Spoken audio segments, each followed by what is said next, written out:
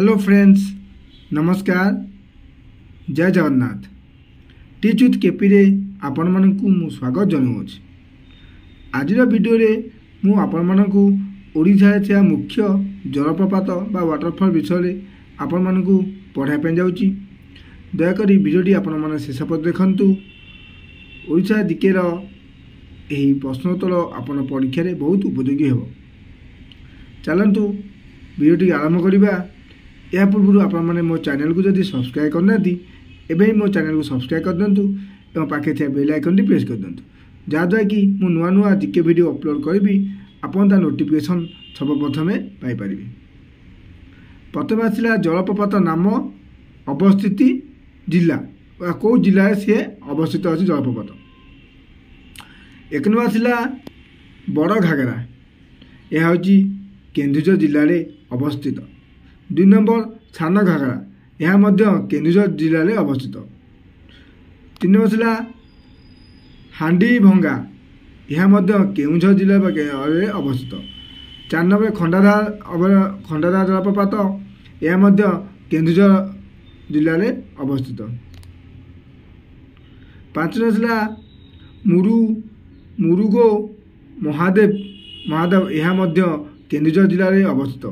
आपण मैंने देखिले 5टी बड़ बड़ जलप्रपात ओडिशा गोटे जिले में अच्छी, जहाँ हूँ केन्दुझर। कौन ना बड़ घागरा, सान घागरा, हांडी भंगा, खंडाधार, मुरुगा महादेव जलप्रपात। 6 नंबर था बाग्रा जलप्रपात, यह ओडिशार कोरापुट जिले में अवस्थित। 7 नंबर डुडुमा जलप्रपात, यह कोरापुट जिले में अवस्थित। 8 नंबर था प्रधानपाट जलप्रपात, यह ओडिशार देवगढ़ जिले में अवस्थित। 9 नंबर था कपिलास जलप्रपात अच्छी, आप जानते ढेंकानाल जिले में अच्छी कपिलास। आप चंद्रशेखर महादेव प्रसिद्ध, आप समस्त जानते। 10 नंबर था बढ़ईपाणी, यह मयूरभंज जिले में अवस्थित। पिला माने मु आपण मानकु मु कहि रखुची जे मु ए जीके चैनल रे मु आपण मानकु संपूर्ण बहिरु डायरेक्ट बहिरु आपण मानकु जीके पढ़ेबी। ओडिशा इंडिया वर्ल्ड जीके पढ़ेबी, जे आपनकर आगामी परीक्षा किपरि कि आपण माने जानथिबे। आगु को आपनकर फॉरेस्ट गार्ड एग्जाम होची, तापर एक्सरसाइज कॉन्स्टेबल बाहरिबो, डिस्ट्रिक्ट पुलिस बाहरिबो, डिस्ट्रिक्ट बाटालियन बाहरिबो। तो आपण परीक्षा बहुत ही उपयोगी साब्यस्त होबो। आपण मैंने जानते केते चाकरी पाइबा केते कष्ट करिया पड़छि, कारण ए रिटिन संख्या बढ़ी देछि। आगु 25 मार्क 35 मार्क थिला, एबे या 100 मार्क कर देछि। तो जेनको आपण माने सिंसियरली पढंतु। कौन किसी डाउट थिले मते कमेंट माध्यम पचारंतु, मु आपनकर सब डाउट क्लियर करी। नेक्स्ट आसिला देवकुंड देवकुंड, यह हूँ मयूरभंज जिले में अच्छी देवकुंड जलप्रपात। 12 नंबर आसला जोरंदा, यह मयूरभंज जिले में अवस्थित। जोरंदा आमर जलप्रपात। 13 नंबर नृसिंहनाथ बरगढ़ जिले में अवस्थित। हरिशंकर बलांगीर जिले में अवस्थित।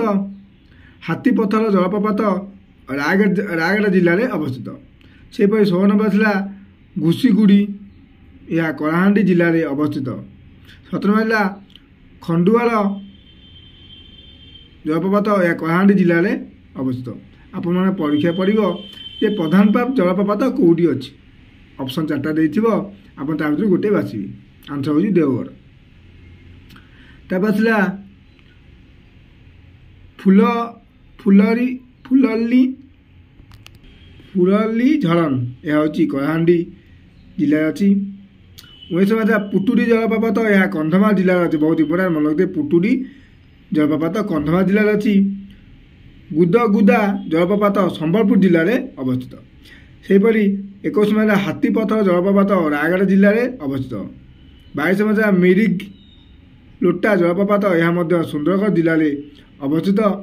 23 नंबर आसला पाताल गंगा जलप्रपात, यह नुआपड़ा जिले में अवस्थित। 24 नंबर प्रश्न खुल्लुडी अभयारण्य, खुल्लुडी जलप्रपात बहुत इंपोर्टेंट, यह अनुगुल जिले में अवस्थित। वीडियोटी आपन किपर लगिला कमेंट माध्यम निश्चय जनाइबे। चैनल सपोर्ट लाइक शेयर और सब्सक्राइब करने भूलिबे नहीं। थैंक यू, जय जगन्नाथ।